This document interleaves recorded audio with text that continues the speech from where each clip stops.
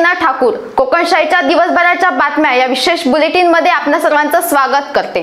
चला तर मग जाणून घेऊया सिंधुदुर्ग जिल्ह्यासहित संपूर्ण कोकण आणि अखंड महाराष्ट्रात नेमकं काय काय घडलं।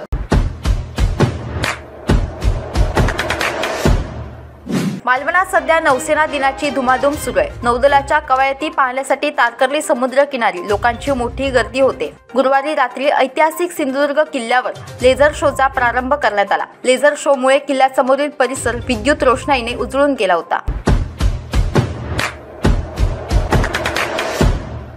मराठा आरक्षण या मागणीसाठी आणि मनोज जरांगे पाटील यांच्या आंदोलनाला जाहीर पाठिंबा देण्यासाठी अखिल भारतीय महासंघ मराठा समाज शिरोडा यांच्या वतीने शिरोडा ग्रामपंचायत समोर एक दिवसीय लक्षणीय साखळी उपोषण करण्यात आले।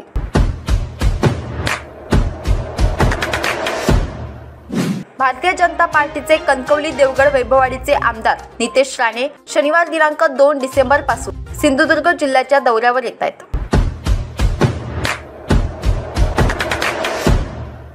करूळ घाटात ऑइल गळतीमुळे दुचाकीस्वार घसरून 3 अपघात झाले। हा अपघात आज सकाळी करूळ घाटात घडला। या अपघातामध्ये दुचाकीस्वारांना किरकोळ दुखापत झाली आहे।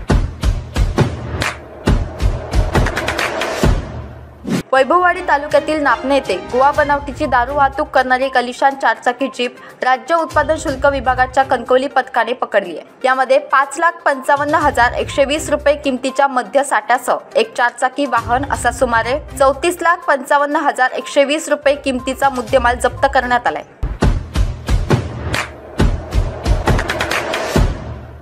याबरोबरच कोकणशाहीच्या दिवसभराच्या बातम्यांमध्ये इथेच थांबतोय, पण तुम्ही मात्र दिवसभराचे अपडेट्स आणि ताज्या घडामोडी जाणून घेण्यासाठी कोकणशाहीचं YouTube चॅनल सबस्क्राइब करा, फेसबुक पेज लाईक करा आणि Instagram पेजला फॉलो करायला विसरू नका।